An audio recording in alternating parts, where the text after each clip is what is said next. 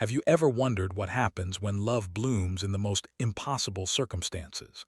When a single act of mercy becomes the spark that ignites something so powerful it defies every rule of war itself? When choosing compassion over duty could cost you everything you hold dear, yet your heart refuses to listen to reason? Tonight, I'm going to share with you one of the most extraordinary and forbidden love stories from World War II.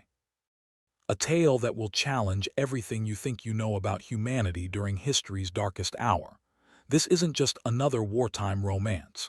This is a testament to the power of individual choice to transcend hatred, to find light in absolute darkness, to prove that love can survive even when the entire world conspires against it. Picture this. It's March 1943, and Stockholm sits like a fragile island of neutrality in a continent consumed by war. While bombs fall on London and tanks roll across frozen battlefields, Sweden maintains its delicate balance between the Allied and Axis powers. The city's hospitals overflow not with wounded soldiers, but with refugees fleeing the nightmare that Europe has become. Among them are people whose very existence has been declared illegal by the Nazi regime.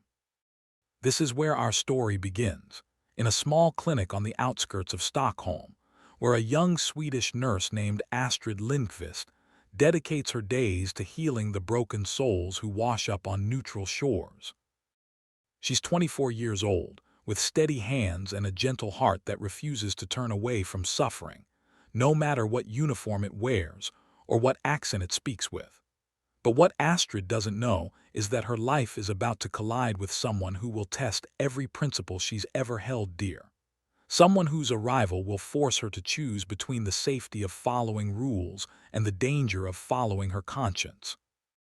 Someone who will teach her that the most radical act in a world gone mad might simply be choosing to see the humanity in another person.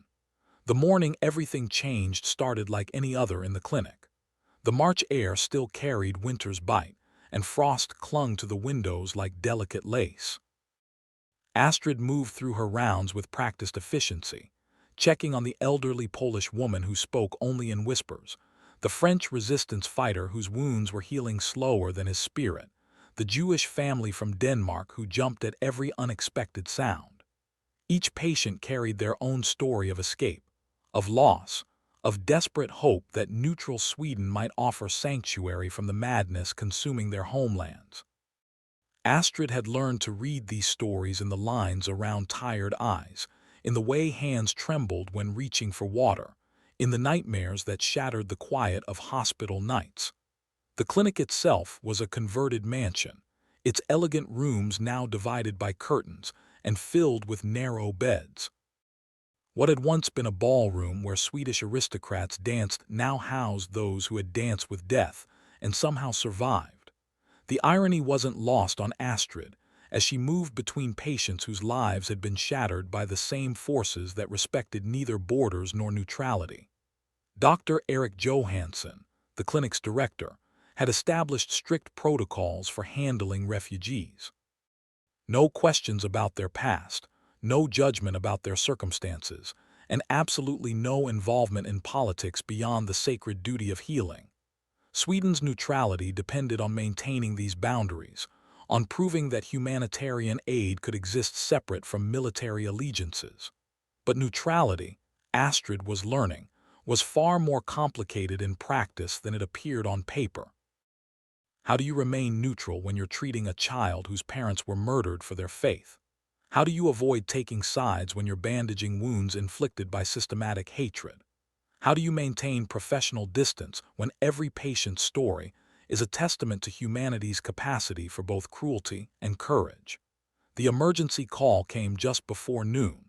A fishing boat had arrived at Stockholm's harbor carrying refugees who had attempted the dangerous crossing from occupied Norway.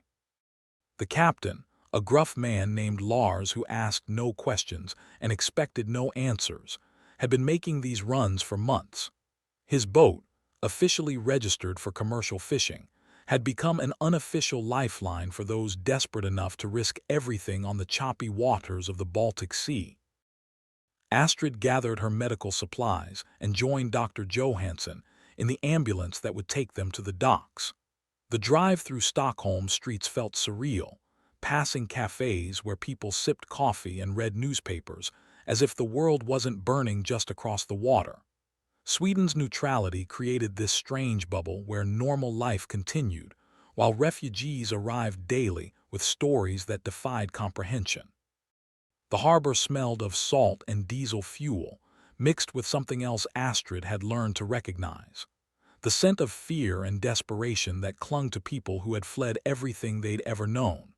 The fishing boat bobbed against the dock, its hull scraped and weathered from journeys that had nothing to do with catching fish. Captain Lars met them at the gangway, his weathered face grim with concern. The crossing had been rough, he explained in his thick accent. They'd encountered a German patrol boat and had to take a longer route through dangerous waters. Some of the passengers were in worse condition than others. What Astrid saw when she climbed aboard the boat would haunt her for the rest of her life. Huddled in the cramped hold were 12 people whose faces told stories of unimaginable loss.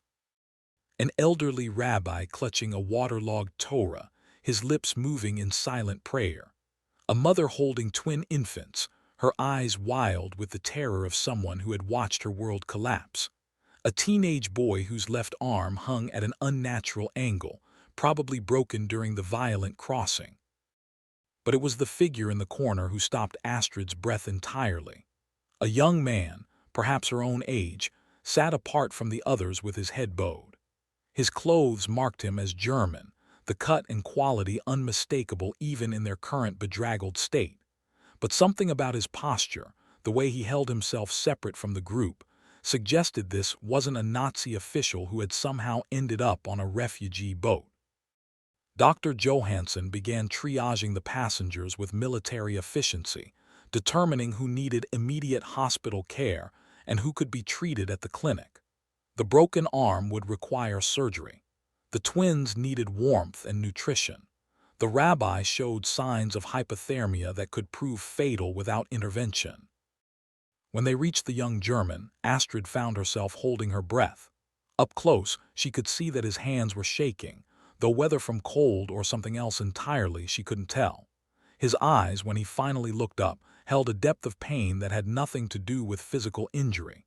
He spoke in careful Swedish, his accent thick but his words precise. He was grateful for their help, he said. He understood the risks they were taking by offering aid to refugees. He wanted them to know that whatever they decided about his case, he would accept their judgment without complaint.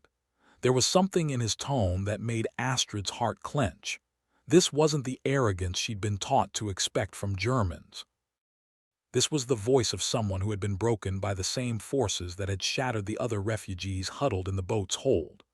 Dr. Johansson questioned him briefly, establishing that he appeared physically unharmed, but was showing signs of severe exhaustion and malnutrition. His name was Klaus Weber, he said. He was 26 years old, originally from Munich. Beyond that, he offered no details about his background or how he had ended up on a refugee boat fleeing Nazi territory. The protocol was clear. Refugees were processed through official channels, given medical care, and then transferred to temporary housing while Swedish authorities determined their status. No exceptions, no special cases, no deviations that might compromise Sweden's carefully maintained neutrality. But as they prepared to transport the refugees to various facilities throughout Stockholm, Astrid found herself watching Klaus with growing curiosity. There was something about him that didn't fit the categories she'd been trained to recognize. He wasn't a resistance fighter like some of the others they'd treated.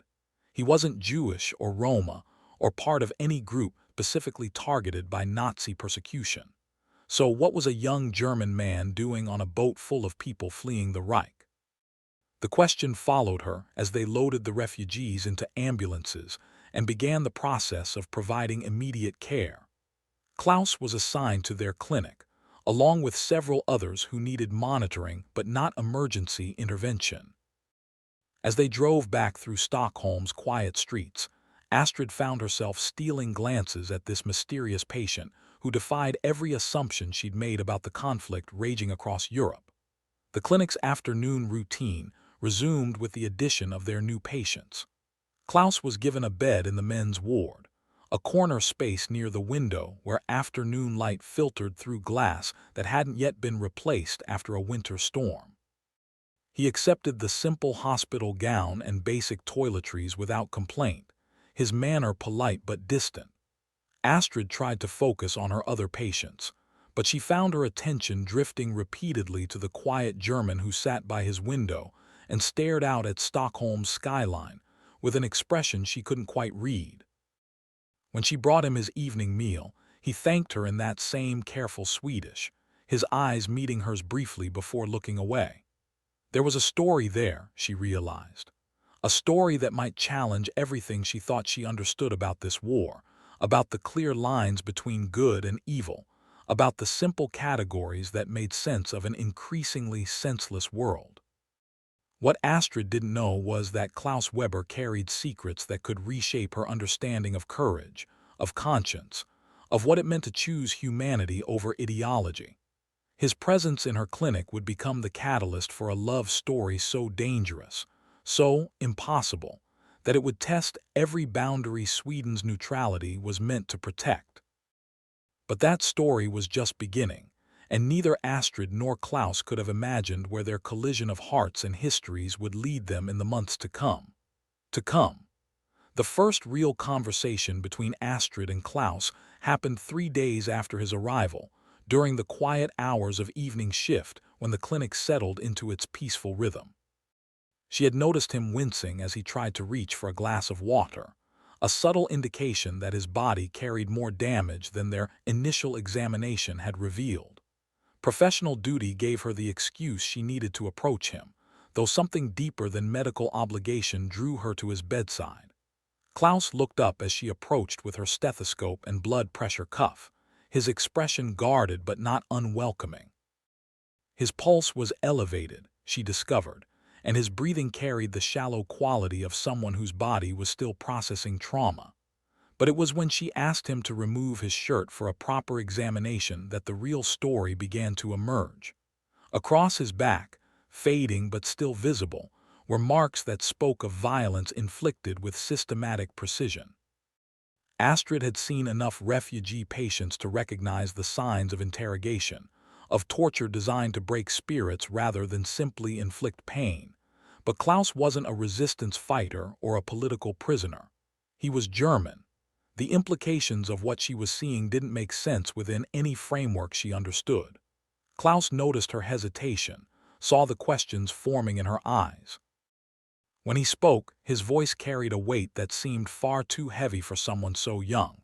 He told her, in halting Swedish that grew more fluent as he continued, that the marks were from his own countrymen, from officials who had decided his loyalty to the Reich was insufficient for someone in his position. He had been a teacher before the war, he explained, literature and philosophy at a gymnasium in Munich. He had watched as his colleagues embraced ideology that transformed education into indoctrination, as books were burned and minds were closed in service of political purity. When he refused to teach the revised curriculum, when he continued to assign authors whose works had been banned, when he spoke in faculty meetings about the importance of critical thinking over blind obedience, he had marked himself as dangerous. The interrogation had lasted 3 days. 3 days of questions about his associations, his reading habits, his private conversations with students who might have been influenced by his subversive approach to education.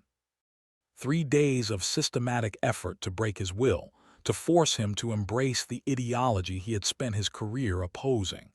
But Klaus had discovered something about himself during those 3 days, something that surprised him as much as it terrified his interrogators. He couldn't be broken. Not because he was particularly brave or strong, but because he had found something worth protecting that meant more to him than his own safety. The minds of his students, the integrity of knowledge itself, the simple human right to think freely about complex ideas. When they released him, it was with the understanding that he was being watched. His classroom was monitored, his lessons scrutinized, his every word weighed for signs of continued resistance. The teaching position that had once brought him joy became a prison where he was forced to destroy everything he believed education should represent. The final straw came when he was ordered to report a student who had asked questions about banned literature during a private conversation. A brilliant young woman whose curiosity about forbidden books represented exactly the kind of intellectual courage Klaus had spent his career trying to nurture. Reporting her would mean destroying her future, possibly her life. Refusing to report her would mean destroying his own. Klaus chose destruction over complicity. He warned the student, helped her family make contact with people who could assist their escape, and then began planning his own flight from a country that had become unrecognizable to him. The journey that led him to Captain Lars's fishing boat had taken months of careful preparation, false papers, and trust placed in strangers who risked everything to help people whose only crime was refusing to surrender their humanity. Astrid listened to this story with growing amazement, not just at Klaus's courage, but at her own naive assumptions about the conflict raging across Europe. She had thought of Germans as a monolithic enemy, united in their support for Nazi ideology. The idea that there were people within Germany itself who were risking everything to resist, who were being tortured and killed by their own government for maintaining basic human decency, had never occurred to her. But here was living proof that the lines she had drawn in her mind were far more complex than she had imagined. Klaus wasn't her enemy. He was a fellow victim of the same forces that had driven the other refugees to seek sanctuary in neutral Sweden. The uniform of nationality meant nothing when weighed against the uniform of conscience. As the days passed, their conversations deepened beyond the professional exchanges required by her medical duties. Klaus spoke about the books that had shaped his thinking, the philosophers who had taught him to value questions more than answers, the students whose eager faces had reminded him why education mattered in the first place. Astrid found herself sharing her own story in return. Her childhood in a Sweden that had managed to avoid the wars that periodically consumed Europe, her decision to enter nursing as a way of serving something larger than herself, her growing understanding that neutrality was a luxury that came with its own moral complexities. They talked about literature, discovering a shared love for poets who wrote about human connection across cultural boundaries. Klaus recited Goethe from memory, his voice carrying the cadence of someone who had spent years teaching others to appreciate the music of language. Astrid responded with Selma Lagerlöf, sharing passages that had shaped her understanding of Swedish identity and universal humanity. These conversations took place in whispered tones during evening rounds, stolen moments when other patients were sleeping, and the clinic's daytime bustle had settled into peaceful quiet. There was something intimate about these exchanges that went beyond the words themselves, a recognition that they were sharing not just ideas, but the essence of who they were beneath the circumstances that had brought them together. Dr. Johansson noticed the change in both his nurse and his patient. Astrid moved through her duties with a lightness that hadn't been there before, while Klaus began participating in the clinic's daily routines with something approaching enthusiasm rather than resigned acceptance. The doctor was experienced enough to recognize the signs of mutual attraction, but wise enough to understand the complications such feelings could create. Sweden's neutrality was maintained through careful attention to appearances as much as actual policy.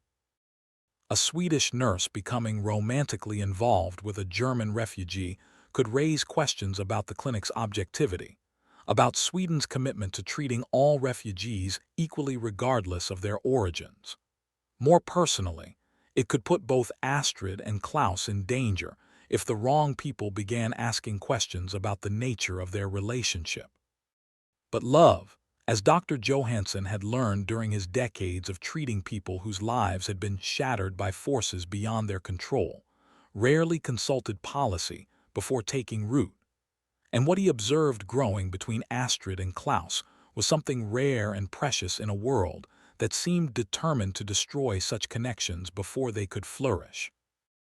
The turning point came during Klaus's second week at the clinic, when news arrived that would test every assumption about safety, neutrality, and the price of choosing love over caution in a world where such choices could prove fatal. Fatal. The news came through official channels on a Tuesday morning that felt deceptively ordinary.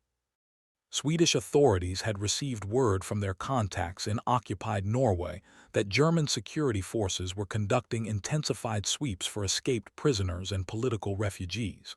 More concerning still, they had identified several of the passengers from Captain Lars's recent crossing and were demanding their immediate extradition. Klaus's name was on the list. Dr. Johansson received the communication in his office, reading the formal language that disguised the life-and-death implications beneath bureaucratic politeness. The Swedish government was under pressure to demonstrate its neutrality by cooperating with German requests for fugitive recovery. Refugees who had committed crimes against the Reich would be returned for proper justice, while those seeking legitimate asylum would continue to receive protection under international law. The problem, of course, was determining which category applied to whom. Klaus had never been formally charged with any crime, but his unauthorized departure from Germany could easily be classified as desertion or treason. The teacher who had risked everything to protect his students could find himself facing execution for the crime of maintaining his humanity in an inhuman system. Astrid was reviewing patient charts when Dr. Johansson called her into his office. She could read the gravity of the situation in his expression before he spoke a single word. The man she had been falling in love with, the gentle soul who recited poetry in the evening darkness and spoke about education as if it were a sacred calling, was about to be torn away from the safety they had both begun to take for granted. The timeline was brutally short. German officials would arrive within the week to collect the refugees whose extradition had been approved. Klaus would have perhaps 5 days before he was returned to face whatever justice the Reich deemed appropriate for teachers who valued conscience over compliance. Dr. Johansson watched his nurse absorb this information, seeing the way color drained from her face as the implications became clear. He had anticipated this moment, had prepared himself to offer the professional comfort appropriate for a medical supervisor dealing with a staff member's distress over losing a patient. What he hadn't expected was the fierce determination that replaced shock in Astrid's expression.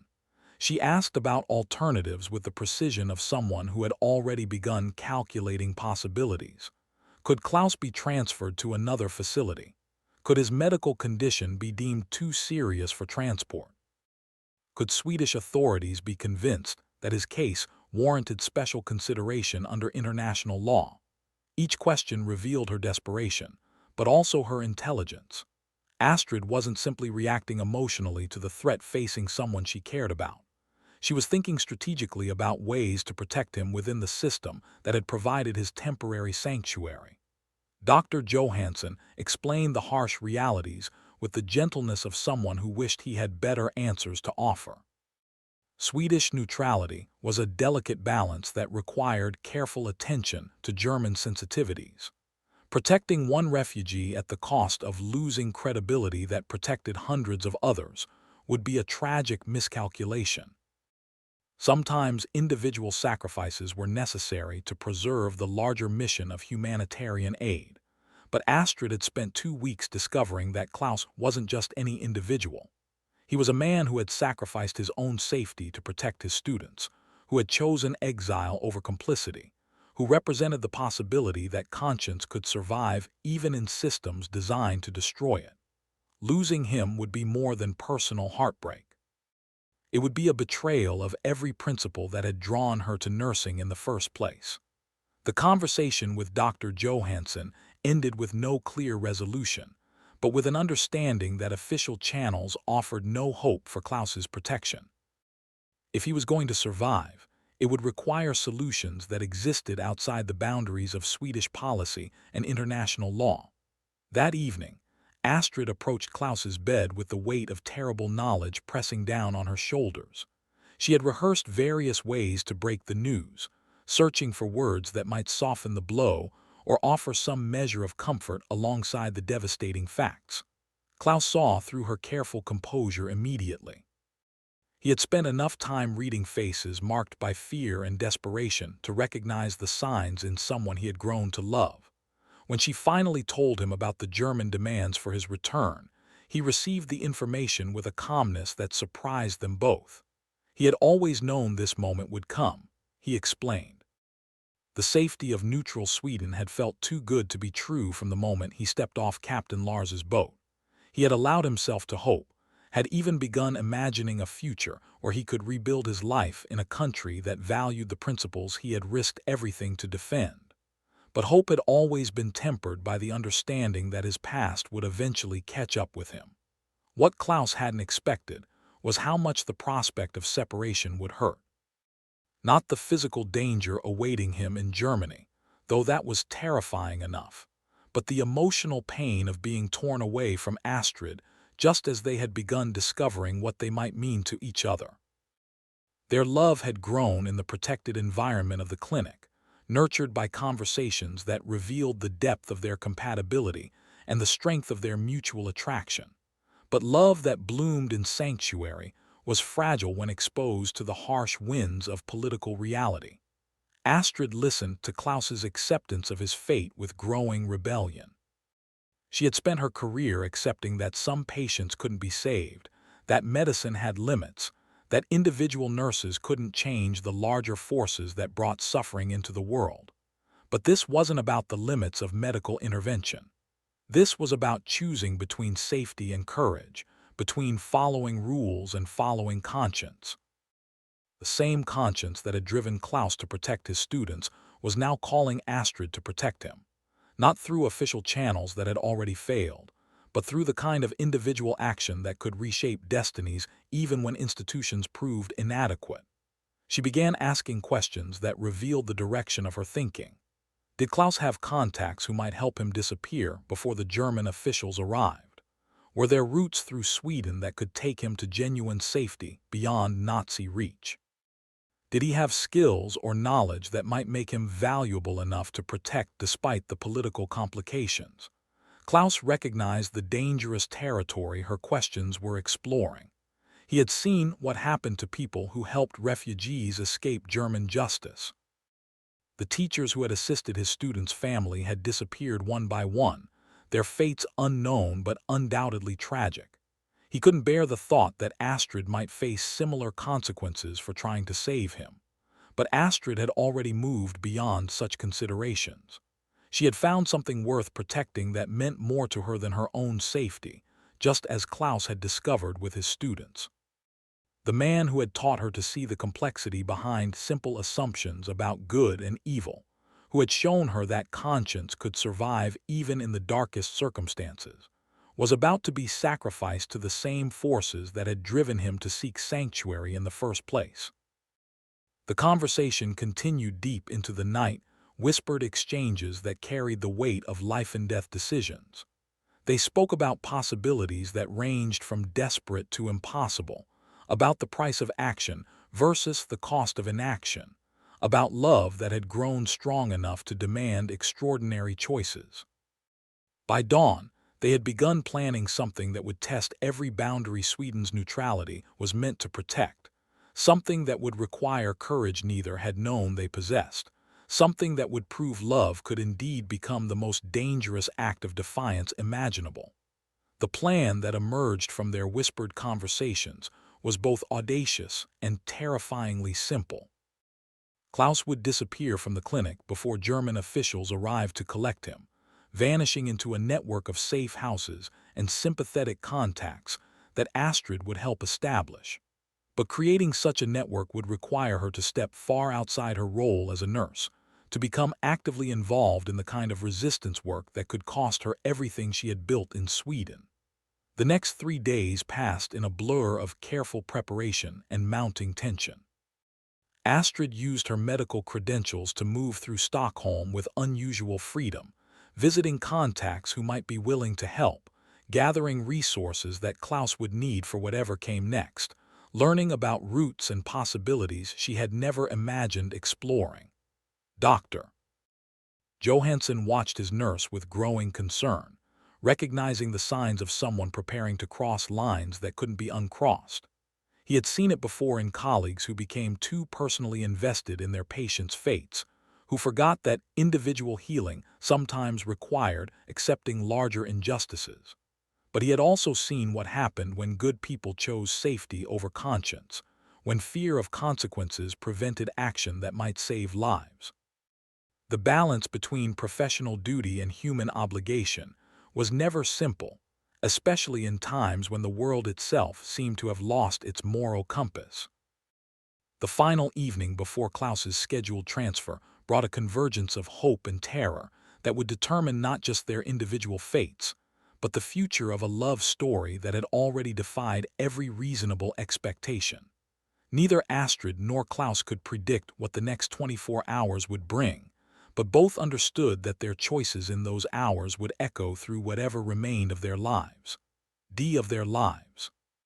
The network Astrid assembled over those frantic 3 days was a patchwork of unlikely allies united by a shared belief that some things mattered more than personal safety. There was Henrik, a dock worker whose own brother had fled to America after refusing military service. Maria, a librarian who had been quietly helping Jewish refugees find temporary shelter in the basement of Stockholm's central library. Father Olsen, an elderly priest whose sermons about Christian charity had become increasingly pointed as the war dragged on. Each contact brought their own skills and connections, creating a web of possibility that stretched across Stockholm and beyond. Henrik knew fishing captains who asked no questions about unusual cargo. Maria understood the city's hidden spaces, the forgotten tunnels and abandoned buildings where someone could disappear for days or weeks. Father Olsen had connections to churches throughout Scandinavia, a network of believers who prioritized divine law over human politics. But assembling help was only the first challenge. Klaus needed documentation that would allow him to move through Sweden without triggering official attention. He needed money for bribes and transportation. Most critically, he needed a destination beyond Nazi reach, somewhere he could rebuild the life that had been shattered by his refusal to compromise his principles. Astrid found herself learning skills she had never imagined needing. How to forge identification papers using techniques Maria had developed for her refugee work. How to convert medical supplies into currency through Henrik's black market connections. How to speak in coded language that conveyed essential information without revealing dangerous details to potential informants. The transformation was remarkable and terrifying. The gentle nurse who had dedicated her life to healing was becoming someone capable of deception, manipulation, and calculated risk-taking. Each step deeper into this shadow world felt like a betrayal of everything she had believed about herself, yet also like a discovery of strengths she had never known she possessed. Klaus watched this evolution with a mixture of admiration and horror. He had never intended for his presence to corrupt someone whose goodness had seemed so pure, so untouched by the moral compromises that war demanded. Yet he couldn't deny his gratitude for Astrid's transformation, couldn't pretend that her willingness to sacrifice her innocence for his survival wasn't the most precious gift anyone had ever offered him. Their final night together in the clinic carried an intensity that made every moment feel both eternal and impossibly brief. They spoke about the future they might build together if Klaus successfully escaped, about the life they could create in some distant place where their love wouldn't be a crime against national policy. Klaus described his dreams of returning to teaching, perhaps in a small school where he could share his passion for literature without fear of political oversight. Astrid imagined working in a clinic where healing wouldn't be complicated by questions of nationality or ideology, where her medical oath could guide her decisions without interference from diplomatic considerations. But beneath these hopeful fantasies ran a current of realistic fear. They both understood that tomorrow would likely bring separation, that even if Klaus escaped safely, the chances of reunion were slim. Sweden's neutrality would be compromised if authorities discovered Astrid's role in his disappearance. She would face questioning, possible imprisonment, certain exile from the work that had defined her adult life. The mathematics of love in wartime were always cruel. Two people could find each other across impossible divides, could discover connection that transcended every boundary society erected between them, yet still be torn apart by forces too large for individual hearts to overcome. Dawn brought footsteps in the corridor outside Klaus's room, but not the heavy boots of German officials coming to collect their prisoner. Instead, Dr. Johansson appeared at the doorway with an expression that mixed resignation and determination in equal measure. He had made a decision during the sleepless hours of night, weighing his duty to institutional neutrality against his obligation to individual patients who had trusted him with their lives. The balance had tipped toward humanity over policy, toward the particular over the abstract, toward protecting the man who had risked everything to maintain his conscience in a world that rewarded compromise. Klaus would suffer a sudden medical emergency, Dr. Johansson explained. A complication from his journey across the Baltic, perhaps internal injuries that hadn't been apparent during initial examination. Treatment would require immediate transfer to a specialized facility outside Stockholm, a remote hospital where recovery might take weeks or months. The deception would buy time, nothing more. German authorities would eventually see through the medical fiction, would demand access to Klaus regardless of his condition. But time was exactly what Astrid's network needed to complete their preparations, to move Klaus from medical patient to successfully vanished refugee. The performance began within the hour. Klaus developed symptoms that seemed to indicate serious internal bleeding, a condition that required emergency intervention beyond the clinic's capabilities. Astrid played her part with convincing desperation, the devoted nurse whose patient was slipping away despite her best efforts. The ambulance that arrived to transport Klaus wasn't heading to any hospital. Henrik sat behind the wheel, his dock worker's cap pulled low over weathered features that revealed nothing to casual observers. The vehicle that looked like medical transport was actually the first link in a chain that would carry Klaus toward whatever safety awaited beyond Swedish borders. Astrid rode in the back of the ambulance, ostensibly monitoring Klaus's condition during transport, actually sharing their final moments together before separation that might prove permanent. They held hands beneath the blanket that concealed Klaus's supposedly failing body, their fingers intertwined with desperate intensity. Words felt inadequate for everything they needed to say, everything they might never have another chance to express. Klaus whispered his love in the mixture of Swedish and German that had become their private language.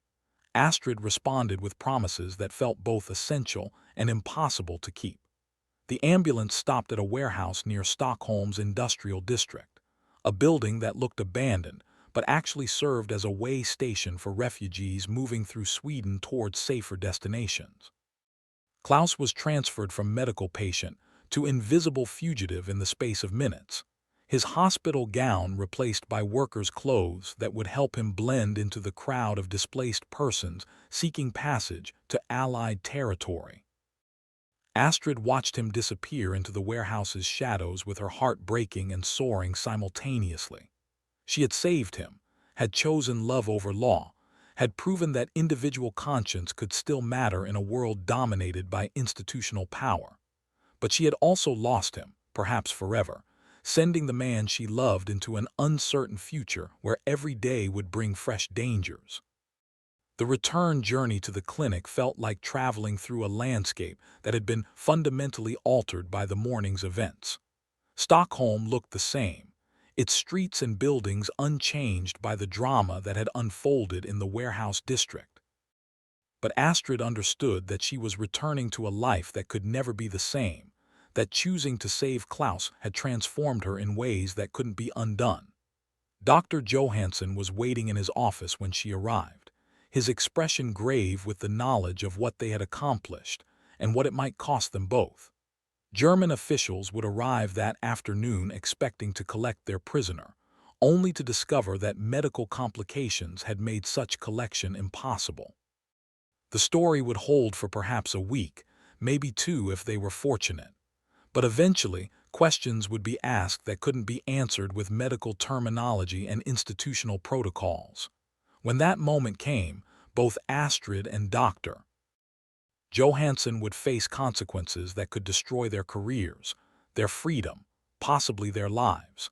Yet neither expressed regret for the choice they had made. Sometimes, Dr. Johansson observed, the most important medical intervention had nothing to do with treating disease or healing injuries. Sometimes healing meant protecting the spark of humanity that allowed people to remain fully human, even when the world demanded they become something less. The afternoon brought the expected visit from German officials, stern men in dark uniforms who spoke about international law and diplomatic obligations, with the cold precision of bureaucrats who had never been forced to choose between policy and conscience. Dr. Johansson met their demands with professional courtesy and medical documentation that supported his story of Klaus's sudden deterioration. The Germans were suspicious, but had no immediate grounds for challenging a medical assessment provided by neutral Swedish authorities. They would return, they promised, once Klaus's condition stabilized sufficiently to permit transport. Any attempt to delay his eventual return would have serious consequences for Sweden's continued neutrality. Astrid listened to these exchanges from her station at the nurse's desk, maintaining the appearance of routine duties while her heart raced with fear and exhilaration. The performance was holding. Klaus was safe for now, and she had discovered capabilities she had never known she possessed. But the real test was still ahead. Maintaining the deception would require weeks of careful acting, of continued cooperation with authorities who grew more suspicious with each passing day. And beyond the immediate challenge of protecting Klaus's escape lay the larger question of what kind of life Astrid could build for herself in the aftermath of choosing love over everything else she had valued. The evening brought news through Henrik's network that Klaus had successfully reached the next stage of his journey. He was alive. He was moving towards safety, and he carried with him the memory of a love that had proven stronger than the forces trying to destroy it. Astrid received this information in the same warehouse where she had said goodbye that morning, surrounded by the same shadows that had swallowed the man who had changed her understanding of courage, conscience, and the price of remaining fully human in an inhuman world. The story was far from over, but its next chapters would unfold in different places, carried forward by two people whose lives had been forever altered by their collision in a Stockholm clinic, where neutrality had given way to the most dangerous act of defiance imaginable. The act of choosing love when love itself had become a form of treason against the established order of a world gone mad. Mad. The weeks that followed Klaus's disappearance settled into a rhythm of careful deception that tested every skill Astrid had developed as both nurse and amateur conspirator.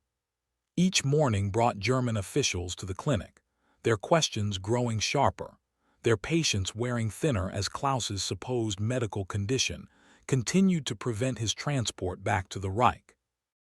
Dr. Johansson had become a master of medical obfuscation, crafting reports that detailed Klaus's imaginary complications with scientific precision. Internal bleeding that seemed to stabilize only to worsen again. Neurological symptoms that suggested traumatic brain injury requiring extended observation.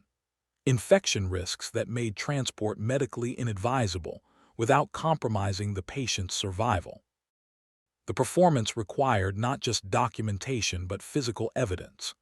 Empty beds had to be maintained in Klaus's name, medical supplies consumed to support the illusion of ongoing treatment, nursing schedules adjusted to account for a patient who existed only on paper and in carefully crafted lies.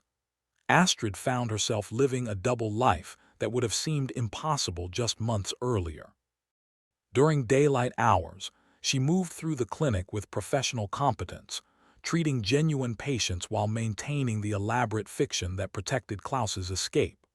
Her hands remained steady as she changed bandages and administered medications, her voice calm as she answered questions from German authorities who suspected deception but couldn't prove it. but the evenings belonged to her shadow existence as part of Stockholm's underground network. She met with Henrik in warehouses that smelled of fish and diesel fuel, with Maria in library basements surrounded by books that had been banned in occupied territories, with Father Olsen in churches where prayers for peace carried subversive undertones that challenged the established order. Each contact brought news of Klaus's progress through the network that was carrying him toward safety. He had reached a fishing village on Sweden's west coast, where sympathetic captains prepared boats for the dangerous crossing to Allied-controlled Norway. The journey would be treacherous, undertaken in darkness through waters patrolled by German submarines and surface vessels that showed no mercy to unauthorized traffic.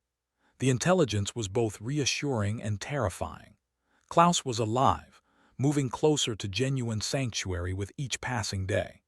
But he was also entering the most dangerous phase of his escape, where a single mistake could result in capture, imprisonment, or death in the frigid waters of the North Sea. Astrid carried this knowledge through her daily routines, her heart alternating between hope and dread as she imagined Klaus huddled in the hold of some fishing boat, praying that morning would bring him to shores where his conscience wouldn't be a crime punishable by death. The strain was beginning to show in ways that made her colleagues worry about her health and stability. She had lost weight, her face drawn with exhaustion that couldn't be explained by normal nursing duties. Her concentration faltered during routine procedures, her mind obviously elsewhere even as her hands continued their practiced movements. Dr. Johansson watched his head nurse with growing concern, recognizing the signs of someone pushed beyond their emotional limits. The deception they were maintaining required constant vigilance, perfect performance under pressure that never relented. One careless word, one inconsistent detail in Klaus's medical records, one moment of dropped guard could expose the entire network and destroy everyone involved. The breaking point came during Klaus's fourth week of supposed hospitalization, when a new German official arrived at the clinic with questions that cut through their carefully constructed lies like a blade through silk. Oberfuhrer Heinrich Richter was not the bureaucratic functionary they had grown accustomed to managing. He was an investigator whose reputation for uncovering resistance networks had earned him fear throughout occupied Europe. Richter's examination of Klaus's medical records was methodical and thorough, his questions revealing a sophisticated understanding of medical procedures that Dr. Johansson's previous deceptions couldn't satisfy. He demanded to interview the patient personally, to conduct his own assessment of Klaus's condition and fitness for transport back to German custody. The moment of truth had arrived with brutal suddenness. The elaborate fiction that had protected Klaus's escape was about to collapse under scrutiny that couldn't be deflected with technical terminology or institutional protocols. Within hours, possibly minutes, Richter would discover that his prisoner had vanished into thin air, leaving behind only forged documents and the dedication of people who had risked everything to protect him. Astrid felt the walls closing in around her as Richter demanded immediate access to Klaus's room. Her mind raced through possibilities that ranged from desperate to impossible, searching for some final deception that might buy additional time or create enough confusion to protect the network that had made Klaus's escape possible. Dr. Johansson met Richter's demands with professional courtesy that barely concealed his terror. He led the German investigator through the clinic's corridors, past beds filled with genuine refugees whose own safety now hung in the balance.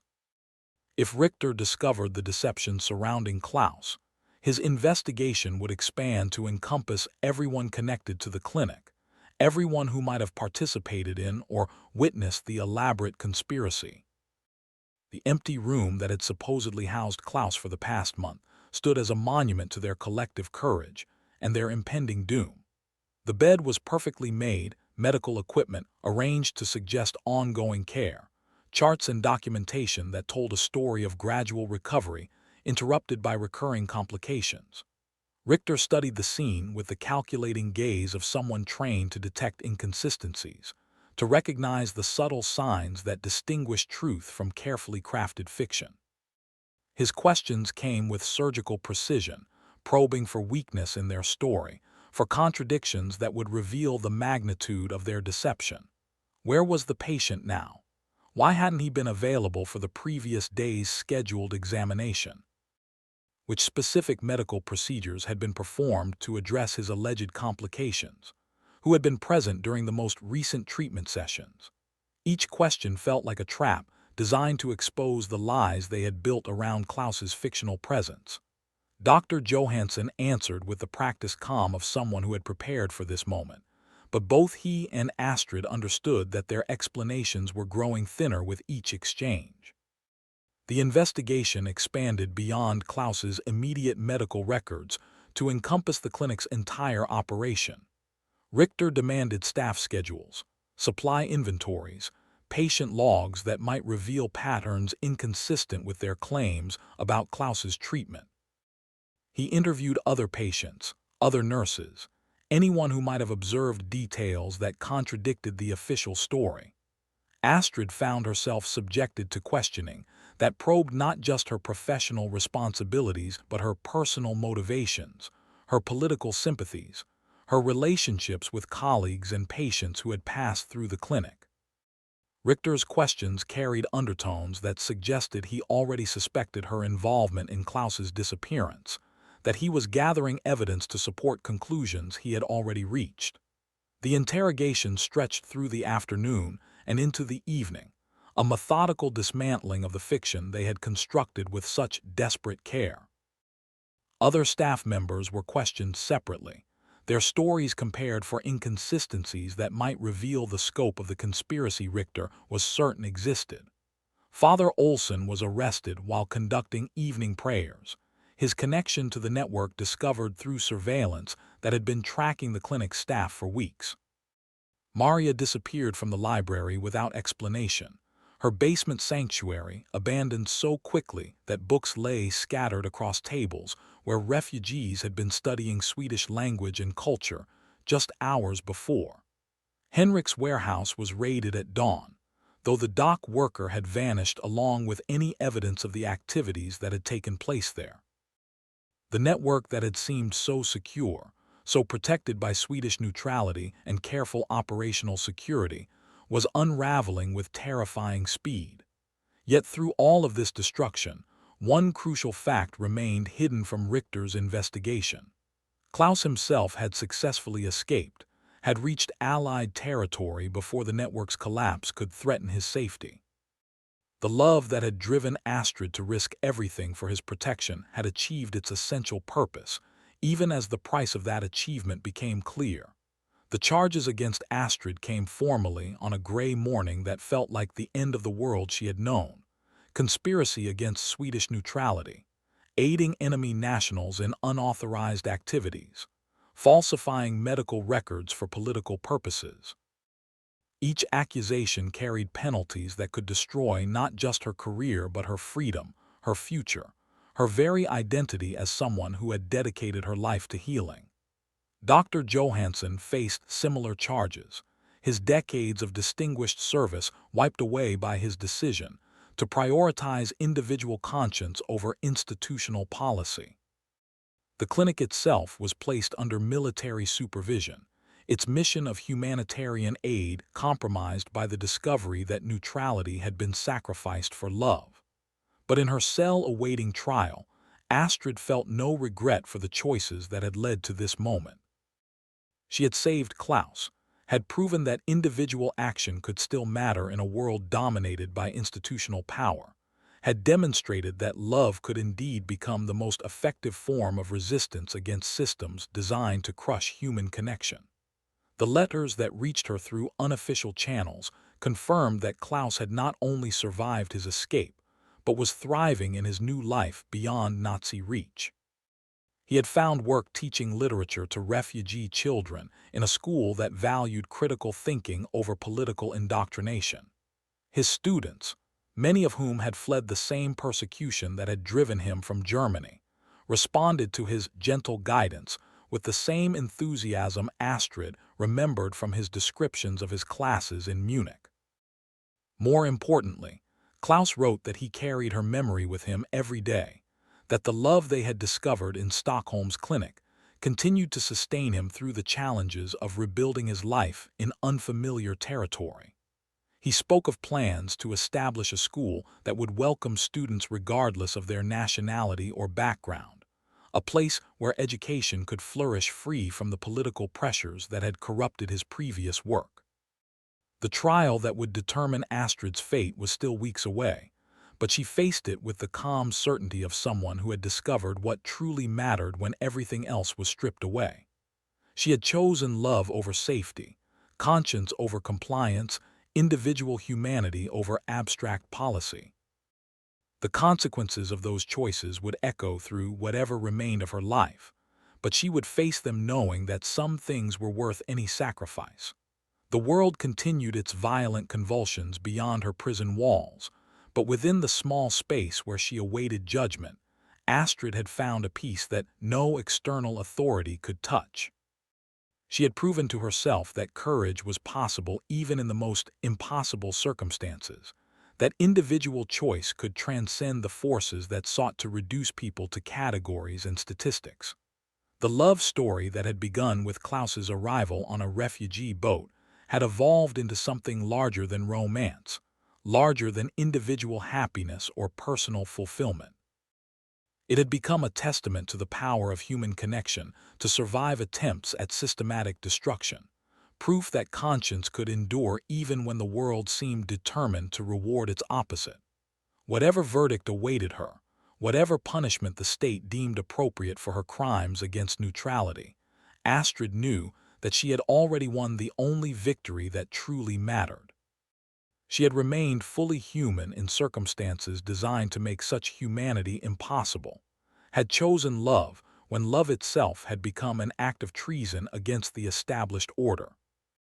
The story would continue in courtrooms and prison cells, in refugee camps and underground networks, in the hearts of people who understood that sometimes the most important battles were fought not with weapons, but with the simple decision to see another person's humanity when the world demanded blindness. D-ness. The courtroom where Astrid's fate would be decided felt like a theater designed for tragedy. High ceilings that seemed to press down with the weight of state authority, wooden benches polished by decades of citizens who had sat where she now sat, facing judgment for choices that had seemed so clear in the moment, but appeared increasingly complex under the harsh light of legal scrutiny. The prosecutor who would argue for her conviction was a career civil servant named Magnus Andersson, a man whose entire professional identity had been built around defending Swedish neutrality as both practical necessity and moral imperative.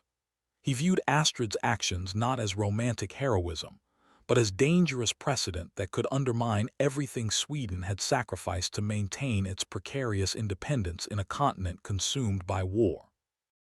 Andersson's opening statement painted Astrid as someone whose personal feelings had clouded her judgment to the point where she endangered not just herself, but the entire framework of humanitarian protection that Sweden provided to thousands of refugees.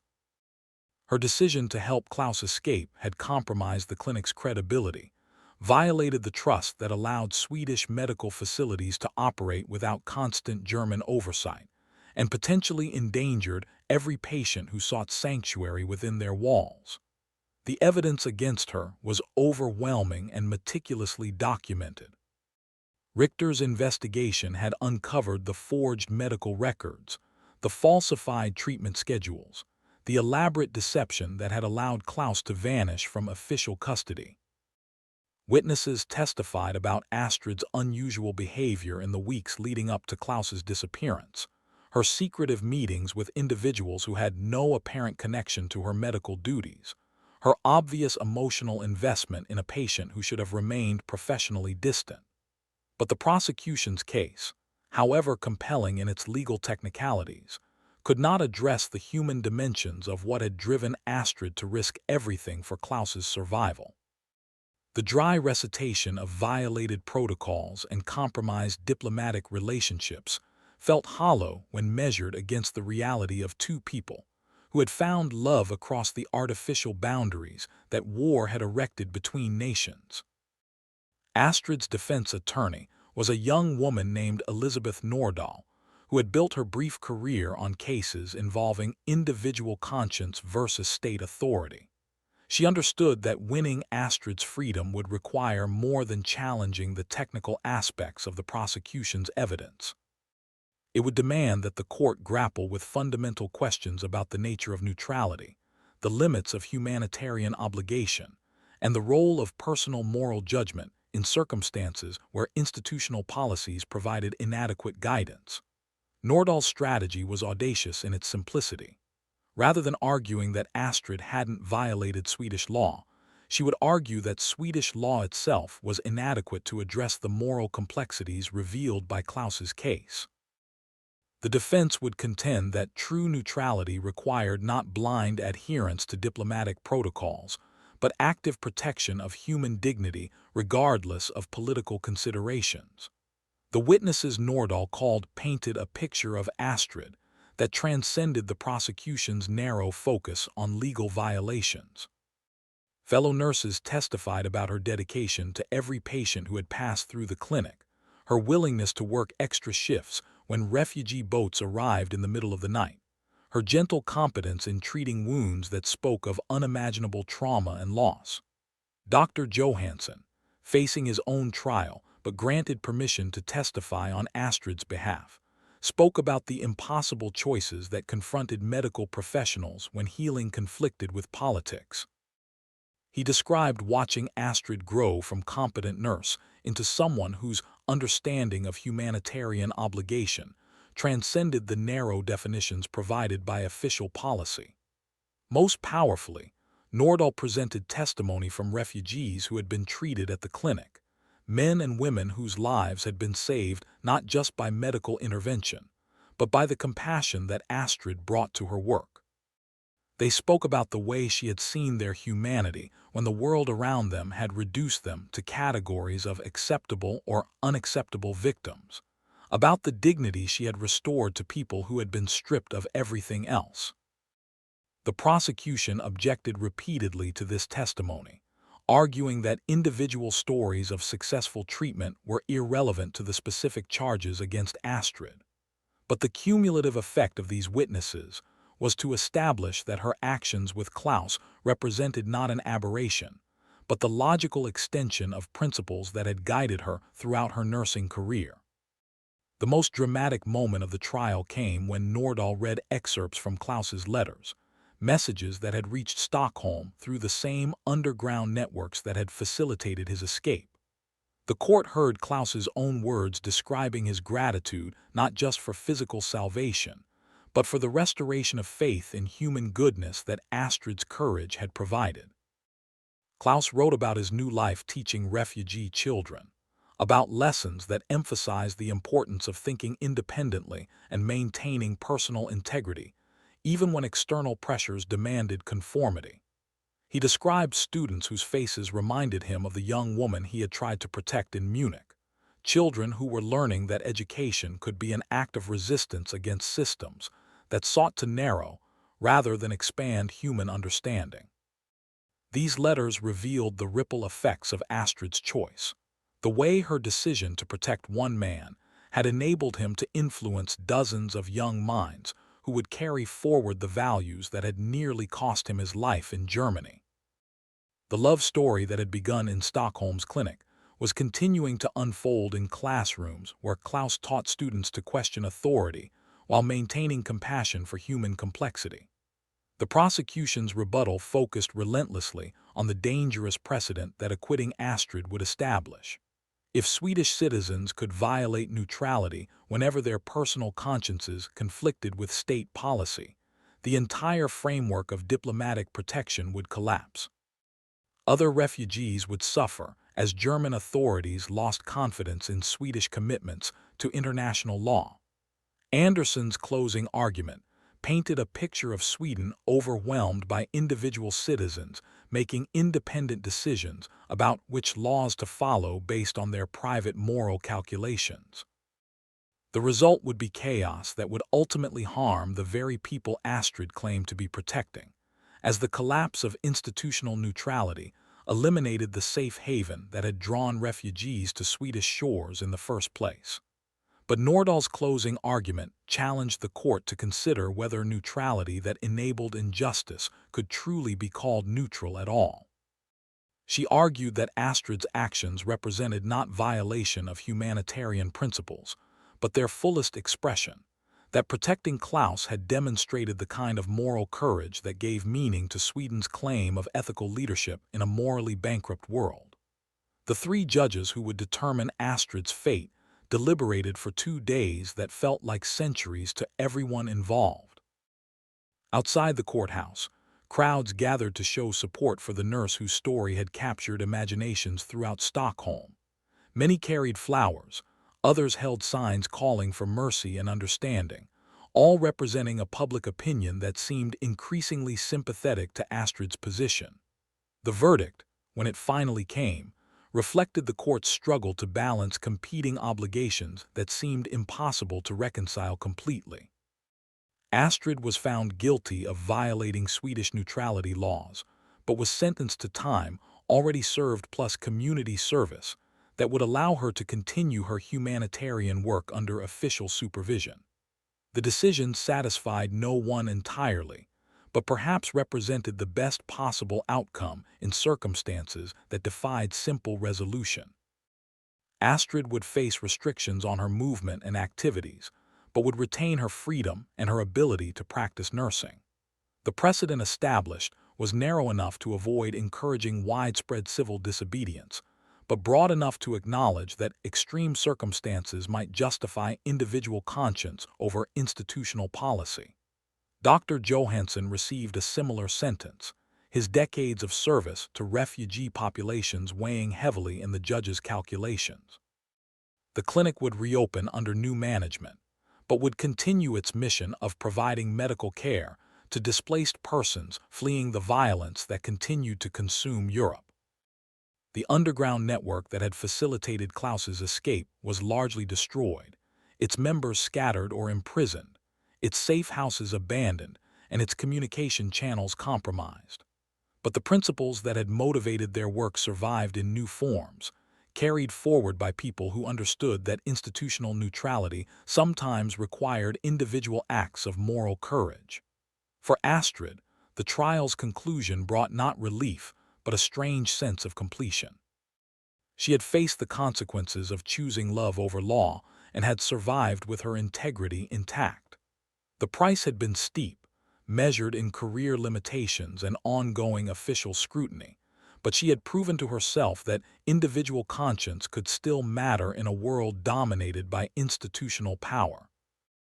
The letters from Klaus continued to arrive through channels that remained mysterious but reliable, each one confirming that the man she had risked everything to save was not only surviving but flourishing in his new life. He wrote about plans to expand his school, about former students who had become teachers themselves, about the growing community of educators who shared his commitment to learning free from political indoctrination. More personally, Klaus wrote about carrying Astrid's memory as a source of strength through the challenges of building a new identity in unfamiliar territory. He described moments when her voice seemed to speak to him across the distance that separated them, offering encouragement when obstacles appeared insurmountable, reminding him that love could survive even when lovers could not be together. The correspondence became Astrid's anchor during the difficult months of rebuilding her life within the constraints imposed by her sentence.